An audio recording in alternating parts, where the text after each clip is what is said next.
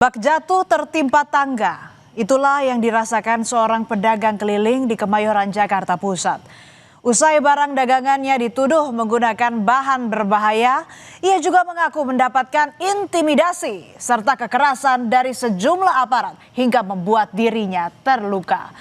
Lalu apa yang mendasari tuduhan tersebut hingga membuat sejumlah aparat tega menganiaya korban? Kejadian memilukan ini terjadi pada Sabtu 24 Januari lalu. Sudrajat, seorang pedagang es gabus keliling asal Kabupaten Bogor, Jawa Barat, tengah menjajakan dagangannya di wilayah Kemayoran, Jakarta Pusat. Pekerjaan yang telah ia geluti selama 30 tahun ini terhenti ketika sejumlah aparat memanggilnya untuk membeli es gabus yang ia jajakan. Namun setiba di lokasi, bukannya laris manis, Sudrajat justru mendapatkan intimidasi. Ia dituduh menggunakan bahan berbahaya pada makanannya. Assalamualaikum warahmatullahi wabarakatuh. Saya bersama Pak. Tak hanya dituduh menggunakan bahan berbahaya, Sudrajat juga sempat diinterogasi dan mengaku dianiaya sehingga dirinya mengalami luka di wajah dan bagian tubuh lainnya. Dalam kondisi tertekan, ia juga dipaksa untuk memakan es dagangannya oleh kedua aparat. Pasca kejadian tersebut, ia mengaku trauma dan belum berani untuk kembali berdagang. Takutnya saya ditimpuk. Tapi manggil, "Bang, es bang." Taunya saya dibejek-bejek sama anaknya. Jangan itu ada racunnya. Yang bilang itu siapa ya? Anaknya dia. Datang. Marah-marah saya ditonjok cetot. Berapa kali Bapak dipukul? 5 kali. Usai dianiaya, korban juga mengaku disekap di sebuah pos selama 1 jam dan tidak diberi kesempatan untuk keluar. Selama disekap, Sudrajat dipaksa mengakui adanya kandungan bahan berbahaya pada dagangannya. Namun ia tetap dengan pengakuannya jika es yang ia jual menggunakan bahan yang aman. Perlakuan para aparat ini meninggalkan trauma mendalam bagi dirinya. Sempat disekap atau gimana Bapak? Disekap, dikunci sama dia. Suruh makan. Bapak emang biasa jualan di sana ya Pak? Iya, ke Kemayoran. Biasa langganan saya ke sana Kemayoran. Gaduh es gabus mengandung bahan berbahaya. Tim Keamanan Pangan Dokpol Polda Metro Jaya langsung melakukan uji laboratorium terhadap es gabus tersebut. Dan hasilnya seluruh sampel mulai dari es gabus, es kue, agar-agar hingga coklat yang dijual Sudrajat dinyatakan aman dan layak dikonsumsi. Petugas tidak menemukan adanya kandungan spons atau kapas seperti yang dituduhkan. Petugas juga telah mengunjungi langsung lokasi produksi es di daerah Depok, Jawa Barat. Hasil penelusuran memastikan proses pembuatan es gabus telah sesuai dengan standar keamanan pangan yang berlaku. Setelah dipastikan es gabus dan sejumlah barang dagangan Sudrajat tidak mengandung bahan berbahaya, aparat yang sempat mengintimidasinya pun mendatangi Sudrajat untuk meminta maaf.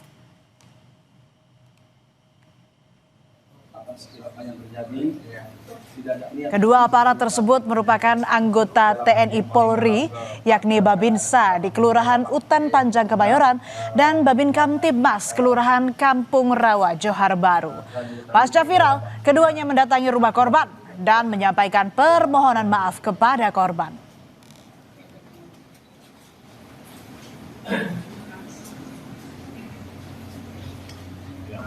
Saatnya Pak, atas kecelakaan yang terjadi, tidak ada niat untuk menghakimi Bapak. Kabar itu Pak, dari saya Pak, insya Allah kedepannya Pak ya, tidak ada masalah lagi, kita hidup bahagia Pak ya, Allah berkahi semuanya Pak ya, masih Pak Jadet, ya, Ibu, masih ya. Walaupun hasil pemeriksaan tim keamanan pangan Dokpol Polda Metro Jaya menyatakan tak ada kandungan berbahaya pada es gabus, polisi masih menunggu hasil uji klinis dari Dinas Kesehatan DKI Jakarta dan Laboratorium Forensik Polri. Trauma akan kejadian yang menimpanya, Sudrajat pun belum berani untuk kembali berjualan. Namun karena kasus yang dia alami ini viral, Sudrajat pun kini kebanjiran dukungan. Tak hanya itu, bantuan pun berdatangan ke rumahnya. Mulai dari bahan pokok, kebutuhan usaha, hingga bantuan untuk melanjutkan pendidikan bagi anak-anak Sudrajat dari pemerintah setempat.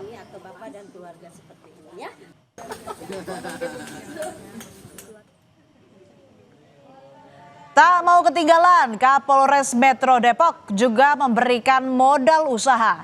Ia bahkan menyerahkan 1 unit sepeda motor untuk Sudrajat. Meskipun Sudrajat bukanlah warga Depok, namun secara wilayah hukum, Bojonggede masuk ke dalam wilayah hukum Kota Depok. Sebagai bentuk kepedulian, Kapolres memberikan bantuan agar Sudrajat dapat kembali memulai usaha.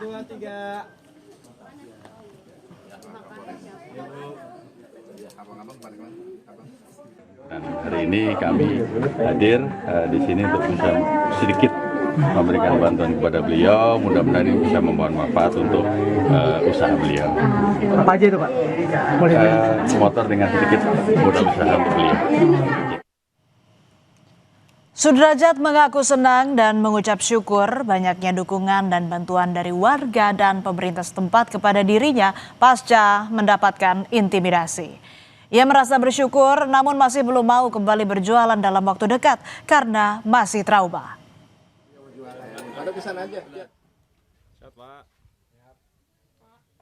Saya sih mau dagang es kue lagi. Takutnya saya mau 3 kali 4 kali takut digebuk, pakai kayu, pakai apa itu. Saya mati konyol. Enggak, kan udah ada aneh. Jamin apa Yayasan Lembaga Bantuan Hukum Indonesia atau YLBHI mengecam keras tindakan 2 anggota TNI dan Polri yang menuduh serta melakukan intimidasi kepada pedagang es gabus. YLBHI menilai tindakan kedua aparat merupakan pelanggaran hukum yang serius. Ini adalah kalau kita lihat dari peristiwanya ada tindak pidana. Tindak pidana baik itu pertama adalah kekerasan ya, pemukulan dan lain-lain ya, pelecehan ya. Kemudian juga ada penyebaran disinformasi. Ini jelas menyebarkan berita bohong ya, palsu kepada masyarakat tentang makanan yang dilakukan. Propam Polres Metro Jakarta Pusat saat ini tengah memeriksa Babin Kamtibmas yang terlibat pada kasus tuduhan terhadap pedagang es gabus. Pemeriksaan dilakukan secara internal dan Kabid Humas Polda Metro Jaya, Kombes Budi Hermanto bilang hasil pemeriksaan sementara tidak ditemukan unsur penganiayaan. Kabid Propam Polda Metro Jaya masih mendalami apakah ada unsur kesengajaan, apakah ada penganiayaan. Tapi disampaikan tadi malam oleh Kapolres Metro Jakarta Pusat tidak ada unsur penganiayaan. Tapi mungkin cara yang dilakukan oleh petugas tadi salah sehingga membuat suatu tindakan yang kontroversial. Rasa sakit di tubuh Sudrajat masih terasa hingga kini. Tuduhan tanpa dasar juga membuat trauma yang mendalam. Sejatinya, aparat hadir untuk memberikan rasa nyaman dan aman bagi warga.